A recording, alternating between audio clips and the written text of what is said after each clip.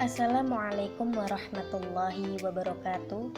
Perkenalkan, nama saya Miftahul Janah dari Universitas Nahdlatul Ulama.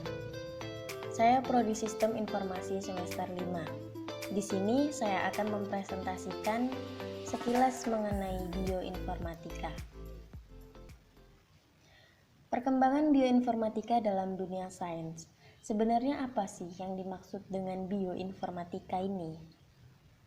Bioinformatika didefinisikan sebagai cabang komputasi dari biologi molekuler yang merupakan teknologi pengumpulan, penyimpanan, analisa, interpretasi, penyebaran, dan aplikasi dari informasi biologi. Baik, perkembangan bioinformatika dalam dunia sains. Perkembangan penetrasi teknologi informasi atau TI dalam berbagai disiplin ilmu telah melipat gandakan perkembangan ilmu bersangkutan. Berbagai kajian baru bermunculan. Sejalan dengan perkembangan TI itu sendiri dan disiplin ilmu yang didukungnya. Aplikasi TI dalam bidang biologi molekul telah melahirkan bidang bioinformatika.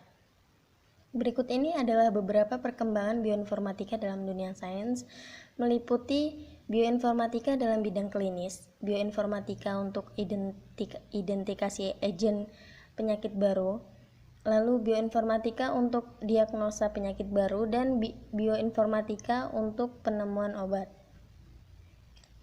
Cabang-cabang ilmu yang terkait dengan bioinformatika. Pengertian bioinformatika baik yang klasik maupun yang baru, terlihat banyak terdapat cabang-cabang disiplin ilmu yang terkait dengan bioinformatika, terutama karena bioinformatika itu sendiri merupakan suatu bidang interdisipliner.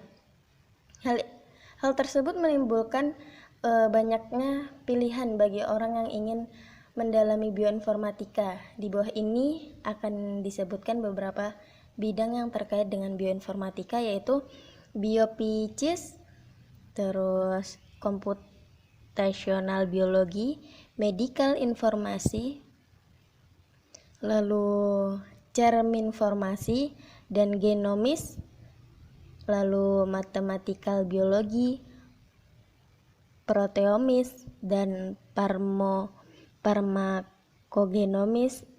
Yang terakhir adalah farmakogenetis. Selanjutnya, teknologi dan penerapan bioinformatika. Teknologi bioinformatika secara umum pada saat ini banyak pekerja bioinformatika berkaitan dengan teknologi database. Penggunaan database ini meliputi baik tempat penyimpanan database umum seperti genbank atau PDB maupun database pribadi seperti yang digunakan oleh grup riset yang terlibat dalam proyek pemetaan gen atau database yang dimiliki oleh perusahaan bioteknologi. Konsumen dari data bioinformatika menggunakan platform jenis komputer dalam kisaran mulai dari mesin unik yang lebih canggih dan kuat yang dimiliki oleh pengembang dan kolektor hingga ke mesin Mai yang lebih bersahabat yang sering ditemukan menempati laboratorium ahli biologi yang tidak suka komputer. Lanjut, kondisi dan penerapan bioinformatika di Indonesia. Sebagai kajian yang masih baru, Indonesia harus berperan aktif dalam mengembangkan bioinformatika ini, paling tidak sebagai tempat tinggal lebih dari 300 suku bangsa yang berbeda akan menjadi sumber genom karena besarnya variasi genetiknya. Belum lagi variasi spesies flora atau fauna yang berlimpah. Memang ada sejumlah pakar yang telah mengikuti perkembangan bioinformatika ini. Misalnya para peneliti dalam lembaga biologi molekul Eijkman. Mereka cukup berperan aktif dalam memanfaatkan kegiatan bioinformatika. Bahkan lembaga ini telah memberikan beberapa sumbangan cukup berarti, antara lain yang pertama deteksi kelainan janin, yang kedua pengembangan vaksin hepatitis B rekombinan, dan yang ketiga meringankan kelumpuhan dengan rekayasa RNA. Lalu, DNA sebagai material genetik. DNA adalah sebuah polimer panjang, tak bercabang, dan hanya tersusun dengan 4 macam subunit. Contohnya ada gambar yang pada di samping ini ya. Yang kedua ada short tandem repeats atau STR. Short tandem repeats STR adalah rasio DNA dengan pengulangan unit pendek 2-6 BP. Seseorang individu mewarisi satu salinan STR masing-masing dari orang tuanya. Gambarnya seperti contoh yang ada di gambar ini ya. Yang terakhir ada tes paternitas dan maternitas DNA dengan software bioinformatika. Setiap anak akan menerima satu alel kromosom dari ayah dan satu alel kromosom dari ibu. Dengan perkembangan teknologi, pemeriksaan DNA dapat digunakan untuk mengidentifikasi dan membedakan individu yang satu dengan individu yang lain. Tes paternitas adalah tes DNA untuk menentukan apakah seorang pria adalah ayah biologis dari seorang anak. Tes paternitas ini membandingkan pola DNA anak dengan terduga ayah untuk memeriksa bukti perwarisan DNA yang menunjukkan kepastian ayahnya hubungan biologi dengan menggunakan DNA. Ini DNA inti. Lalu tes maternitas adalah tes DNA untuk menentukan apakah seorang wanita adalah ibu biologis dari seorang anak.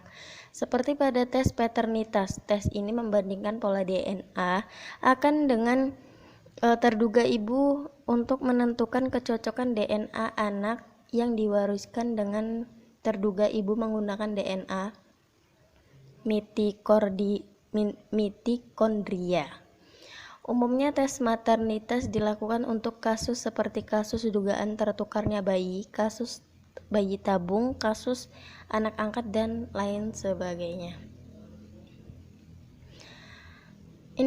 Identifikasi organisme berdasarkan spesifik gen identified.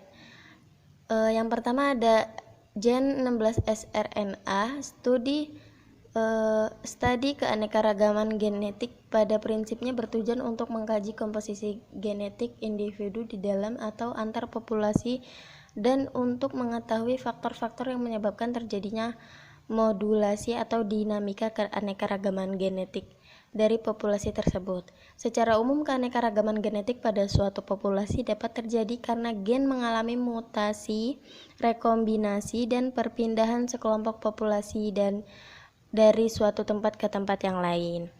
Yang kedua ada ITS atau Internal Transfer Spacer. ITS adalah suatu urutan RNA dari proses transkripsi utama yang berada antar prekursor ribosomal subunit dan dihilangkan pada proses splicing karena RNA prekursor tanda molekul yang struktural diproses ke dalam suatu ribosom. Organisme eukariotik mempunyai 2 daerah ITS. ITS yang pertama terletak di antara 18S gen dan 5,8 S gen dan ITS 2 terletak di antara 5,8 S dan 28 S gen.